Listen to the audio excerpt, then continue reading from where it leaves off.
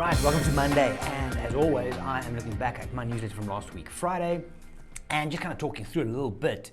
In this week's edition, first thing I wrote about was habits to unlearn. Now, habits, with all these things, it takes 21 days to form a habit, this, that, the other, but more often than not, these things that we focus on to be habits or to not be habits, to change your habits, it's very granular and not a bigger picture thing. So, in this one, I mentioned a couple that you should actually be looking at with regards to unlearning.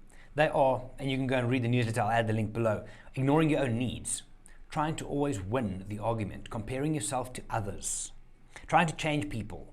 I mean, you know how hard it is to change yourself. Now you want to change other people. Yelling to get your way. The moment you start yelling, you lose control. Negative self-talk, huge one in today's world. Not sleeping enough.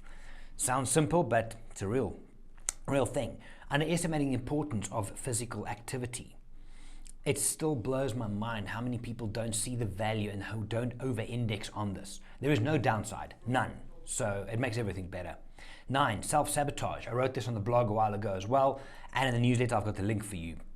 And then the last one here, which is a theme for me the last while that I've seen with people, is not believing you're allowed to be better.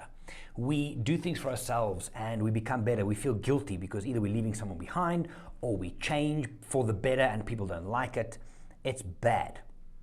Some of the habits you might have that will keep you from believing you can level up: avoiding difficult conversations with people closest to you, spending time with people who don't make you a better version of yourself.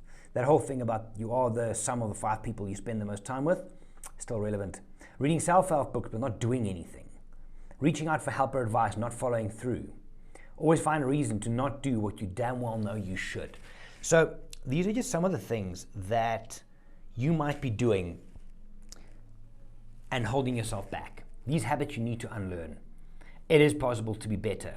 I'm an incurable optimist, but I've seen it happen with people. I've helped them through it. I've seen it happen, friends, family. It's possible. But you have to first look in the mirror and say, I want to change. It's a big part. The second one, and this is my weekly coaching exercise, is engaging with your inner critic. Now, we often have voices. We all have voices. We should have voices in our head in a good way, where your inner critic is that voice that tells you how bad you are, how wrong you are. You can't do this. Here's why it's wrong. And I give you an exercise. I'll just give you the headlines here. Identify what your critic is telling you. Identify the risks to yourself. Identify the risks to other people, then to the situation. And then assess whether your inner critic is actually keeping you safe. Maybe you'll be surprised what you find. Or whether you're overthinking it and your inner critic is just off on a wild ramble. And then you write a letter to that inner critic. So I've got the link. Go and read the details in the newsletter. I've also got a link on my website that if you want to do the exercise and you want to get in touch afterwards, then we can chat about it in a session as well. So a free session, just 30-minute catch up. But those are the 2 main things. Also, then I share my first monograph. Super psyched about that. I obviously not posting on Instagram anymore, but I still want a way where I can put out my creativity in photography at least. And a monograph is a great way. It's, I think, a collection of 23 images. This particular first one is called Kabali 2022, Portraits from a Forest. And it's a load of very close-up, intimate portraits of chimpanzees taken on a trip in a PDF form, nicely presented. You can download it for free and check it out there. So looking ahead, this week's newsletter coming out on Friday, the first thing I'm going to chat about is fun. We need to have more of it. There's science-backed research that shows the effect that it has on you, or that it can have on you. And it's vital that we look at it. 3 things that come up is playfulness, is connection, and flow. Now those 3 things need to play together in order for you to have true fun, real fun. Not fake fun like scrolling on social or sitting on the couch, not that. True fun is when you move, when you do something. So I'm going to write about that a little bit and look forward to see where that goes. And then the coaching exercise this week has to do with how you can map your emotions and kind of figure out where you are.